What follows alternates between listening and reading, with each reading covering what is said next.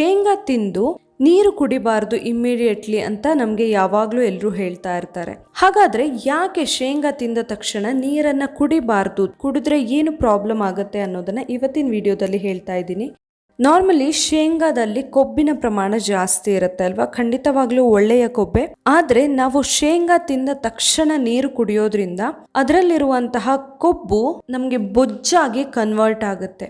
ಎಣ್ಣೆ ಮತ್ತೆ ನೀರು ಮಿಕ್ಸ್ ಆದಾಗ ನಮ್ಮ ದೇಹದಲ್ಲಿ ಅದು ಬೊಜ್ಜಿನ ತರ ಶೇಖರಣೆ ಆಗುತ್ತೆ. ಇದರಿಂದಾಗಿ ತೂಕ ಜಾಸ್ತಿ ಆಗಬಹುದು. ತುಂಬಾ ಜನರಿಗೆ ಬೊಜ್ಜಿನ ಸಮಸ್ಯೆ ಎಲ್ಲ ಕಾಡೋಕೆ ಕೂಡ ಶುರುವಾಗುತ್ತೆ.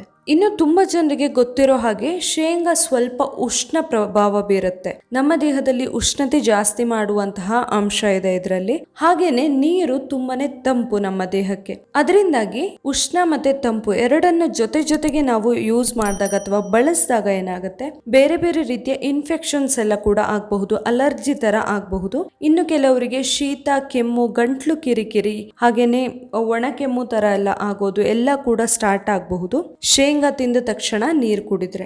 ಇನ್ನು ನಾರ್ಮಲ್ ಆಗಿ ನಮ್ಗೆ ಗೊತ್ತಿರುವಂತಹ ವಿಚಾರ ಅಂತ ಹೇಳಿದ್ರೆ, ಶೇಂಗಾ ತಿಂದ ತಕ್ಷಣ ನೀರು ಕುಡಿಯೋದ್ರಿಂದ ಕೆಲವೊಬ್ಬರಿಗೆ ಹೊಟ್ಟೆಯಲ್ಲಿ ಸಮಸ್ಯೆ ಕಾಣಿಸಬಹುದು, ಜೀರ್ಣಕ್ಕೆ ಸಂಬಂಧಿಸಿದಂತಹ ಸಮಸ್ಯೆಗಳು, ಅಜೀರ್ಣ ಆಗಬಹುದು. ಇದು ಏನಾಗುತ್ತೆ ಅಂತ ಹೇಳಿದ್ರೆ, ನಾವು ಶೇಂಗಾ ತಿಂದ ತಕ್ಷಣ ನೀರು ಕುಡಿಯೋದ್ರಿಂದ ನಾರ್ಮಲ್ ಆಗಿನೇ ಶೇಂಗಾ ಜೀರ್ಣ ಆಗೋದಕ್ಕೆ ತುಂಬಾ ಜಾಸ್ತಿನೇ ಟೈಮ್ ಬೇಕಾಗಿರುತ್ತೆ. ನಾವು ನೀರು ಜಾಸ್ತಿ ಕುಡಿದಾಗ ಅದರ ಜೊತೆಯಲ್ಲಿ ಜೀರ್ಣ ಇನ್ನು ನಿಧಾನವಾಗಿ ಆಗೋದ್ರಿಂದ ಅಜೀರ್ಣ ಸಮಸ್ಯೆ, ಹೊಟ್ಟೆಗೆ ಸಂಬಂಧಿಸಿದಂತಹ ಬೇರೆ ಬೇರೆ ಸಮಸ್ಯೆಗಳು, ಬೇದಿ ಆಗಬಹುದು, ಎಸ್ಪೆಷಲಿ ಲೂಸ್ ಮೋಷನ್ ಸ್ಟಾರ್ಟ್ ಆಗಬಹುದು, ಹಾಗೇನೆ ಗ್ಯಾಸ್ಟ್ರಿಕ್ ಸಮಸ್ಯೆ ಕೂಡ ಕಾಡಬಹುದು. ಸೊ ಈ ತರ ಎಲ್ಲ ಪ್ರಾಬ್ಲಮ್ಸ್ ಆಗುವಂತಹ ಚಾನ್ಸಸ್ ಇರುತ್ತೆ ಶೇಂಗಾ ತಿಂದ ತಕ್ಷಣ ನೀರು ಕುಡಿಯೋದ್ರಿಂದ.